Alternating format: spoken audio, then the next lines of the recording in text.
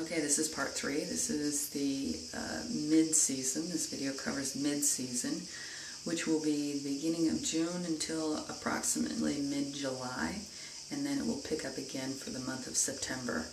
And what you can expect during mid-season is that by this time, businesses are done with their cleanup, as far as their off-season cleanup. The painting is done, and they've put out their tables, and they've basically given everything its nice little dusting off its facelift to prepare. At this time, you can also expect that the price of things has increased, a little bit. So, your hotel room that may be in the low season, if you're lucky, costs you €30 a night. Now it's maybe costing you 40, 45 euro per night. Though it's still very easy to show up to the islands without reservations and find a place to stay. So this is the good thing about the mid-season. And even though there are more tourists, it's still not completely flooded. You will have no problem getting ferry boat tickets. Flights might be a little bit more difficult at this time. You have to plan that out a little bit.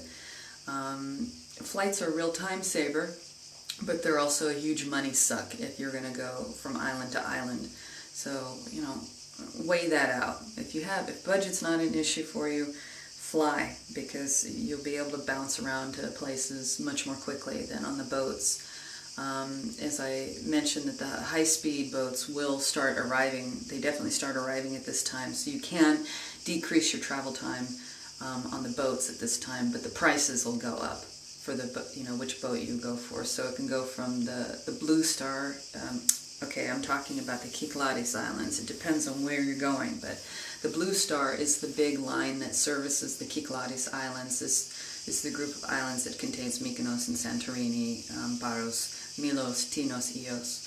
Okay, these boats will be, at least this season, I think they're running about €28 each way.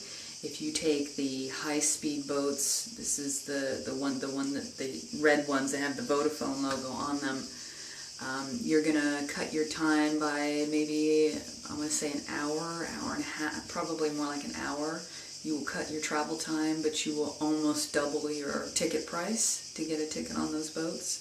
So, I don't know if it's worth it. And then if you fly from Athens, which will cut your travel time by hours, it takes, I think, roughly half an hour, something like this, 35 minutes to reach this island, and it's going to cost you, I think it's about 70, 75 euro one way at this time. Okay, so back to the mid-season. So the businesses are out of their hibernation. Most of them, not all of them, are out of their hibernation. The temperatures have gone up, and this is beach season has started. The beaches have been cleaned up by the businesses, and the temperature of the water is increasing slowly. There's even the outdoor cinemas have started showing their movies for the season, and it's really just a nice time. It's, the green is starting to fade, obviously, by this point, because we haven't had much rain by this time, though it's not unusual to actually have a couple days of rain, maybe in June, and then also have some really intensely hot days in June. During the mid-season, you also maybe experience a weather pattern called a sirocco, which is a southern wind, which this is weather that has been pushed up from the Mediterranean. It can be a bit humid.